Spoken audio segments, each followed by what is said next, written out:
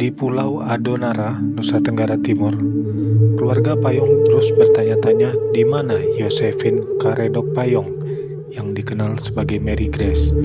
Dia hilang selama 10 tahun.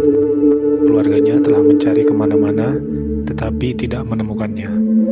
Pada tahun 2002, Mary Grace mengirimkan surat kepada mereka, meminta agar keluarganya tidak mencari dirinya karena dia akan bekerja di tempat yang jauh. Sempat dikabarkan bahwa dia bekerja di Kalimantan, tetapi pada tahun 2010 dikabarkan bahwa dia berada di Bandung. Namun apa alasan Mary tidak pernah berbicara dengan keluarganya yang berada di Pulau Adonara? Sebenarnya Mary Grace masih berada di Nusa Tenggara Timur, dan keluarganya tidak tahu bahwa dia tidak pernah pergi jauh. Karena ulah Pastor Herder, Mary tinggal di pekarangan kompleks Wisma selama 10 tahun.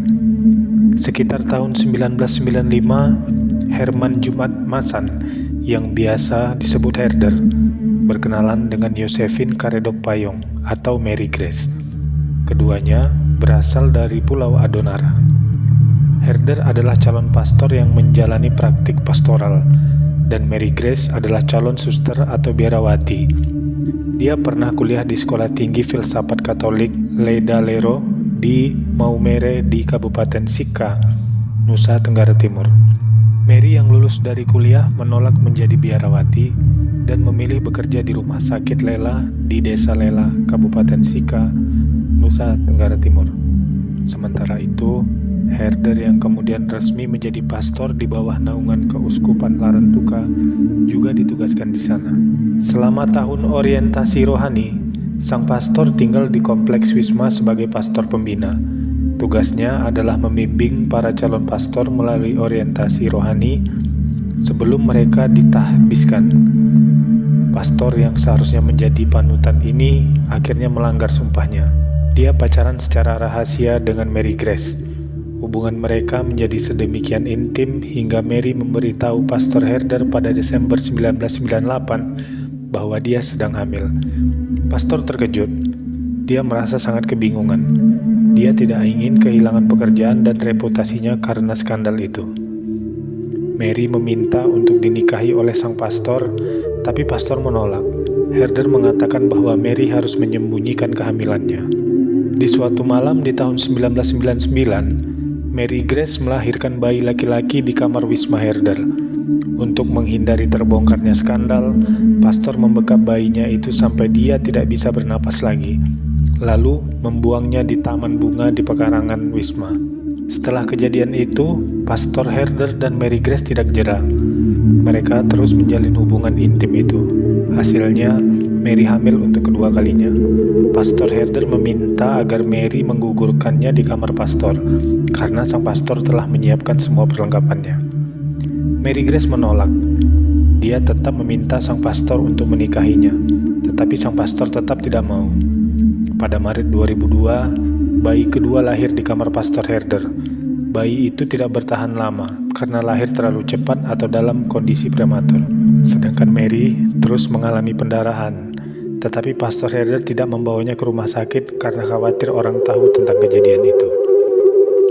Malang bagi Mary Grace, dia akhirnya meninggal setelah menghabiskan 10 hari tanpa bantuan dokter. Pastor Herder menguburkan jasad Mary di dekat bayinya di taman bunga di pekarangan Wisma tersebut. Karena kebetulan saat itu hari libur, sehingga tidak ada yang melihat pastor melakukan hal keji itu. Selanjutnya, Pastor Herder menulis surat ke orang tua Mary di Pulau Adonara, mengatakan kepada mereka agar tidak mencari Mary Grace karena akan pindah kerja ke tempat yang jauh. Setelah kejadian itu, Pastor Herder bangkit dan menjalani hidup normal. Keuskupan Larantuka memindahkan pastor dari Desa Lela di Kabupaten Sika ke Hokeng di Kabupaten Flores Timur pada tahun 2006 untuk menangani perusahaan milik Keuskupan Larantuka. Namun entah apa yang terlintas di benak sang pastor. Dia kembali melakukan hal-hal yang melanggar hukum. Dia menggelapkan uang ratusan juta rupiah milik Keuskupan Larantuka. Keuskupan memutuskan untuk memindah tugaskan Herder, tapi Herder menolak dan lebih memilih untuk mundur. Sekarang Herder bukan pastor lagi. Herder merantau dan mencari pekerjaan di Kutai Kartanegara, Kalimantan Timur, di sebuah perusahaan kayu lapis. Di sana, Herder kemudian pacaran lagi dengan seorang gadis, sebut saja namanya Bunga. Dia lalu berjanji untuk menikahinya. Si gadis setuju untuk menanggung sebagian besar biaya pembangunan rumah mereka di kampung Herder, di Pulau Adonara. Sayangnya, orang tua Herder tidak setuju dengan rencana pernikahan itu, karena tidak ada biaya dan karena hutang Herder yang sangat banyak, mencapai ratusan juta, mulai dari kuliah hingga dia bekerja. Akhirnya, Herman Jumat Masan alias Herder mengakhiri hubungannya dengan Bunga. Bunga sangat marah, dan dia bertekad memberi pelajaran kepada Herder dengan membuka rahasia tergelamnya saat dia menjadi pastor. Herder pernah mengatakan kepada Bunga bahwa dia menguburkan Mary dan 2 bayi mereka di Taman Bunga di halaman Wisma. Bunga pernah diajak ke sana untuk berdoa, dan Herder berulang kali meminta maaf kepada Mary dan kedua bayinya. Karena Herder telah melanggar janjinya untuk menikahinya, sekarang adalah saat yang tepat untuk membongkar kejahatan si pastor. Bunga tidak main-main. Dia mendatangi beberapa pejabat keagamaan di Maumere dan memberitahu mereka tentang tindakan kejam Herder. Sayangnya, laporan itu tidak mendapat respon yang baik. Gadis itu geram, hingga pada tahun 2011 ketika saudara Mary, Pit Payong, pulang dari Filipina, Bunga melihat kesempatan itu untuk melaporkan kejahatan Herder kepada pria itu. Pit Payong tidak dapat dengan segera menindaklanjutinya, karena dia harus meminta tetua adat Pulau Adonara untuk melakukan upacara ritual bau lolon, untuk mendapatkan wangsit apakah Mary sudah meninggal atau belum. Akhirnya, keluarga Mary Grace melapor ke Polres Sika untuk membuktikan semuanya setelah ritual bau lolon yang diadakan akhir tahun 2012 menunjukkan bahwa Mary Grace telah meninggal dunia. Pada tanggal 27 Januari 2013, polisi melakukan penggalian di pekarangan Wisma itu. Tulang belulang Mary dan kedua bayinya ditemukan di bawah Taman Bunga, bersama dengan cincin emas dan kawat gigi Mary yang masih utuh. Herder yang bekerja di Kalimantan lalu diciduk oleh polisi. Pria itu tidak dapat mengelak lagi dan mengakui semua perbuatannya. Keluarga Mary Grace dari Adonara datang dengan 4 mobil untuk menghadiri persidangan Herman. Atas kejahatannya itu, pada hari Jumat di pengadilan Maumere, pihak keluarga bersikeras meminta bahwa Herder harus dihukum mati atau penjara seumur hidup.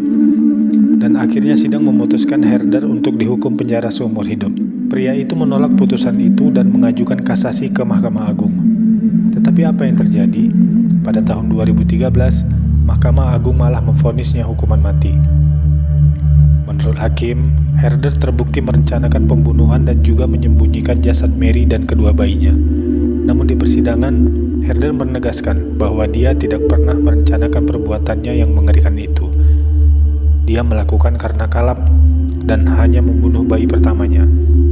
Tetapi menurut hakim, Mary Grace yang dalam kondisi kritis tidak dibawa ke rumah sakit dan malah dibiarkan meninggal. Bayi kedua mungkin juga dibunuh oleh Herder seperti yang dia lakukan pada bayi pertama.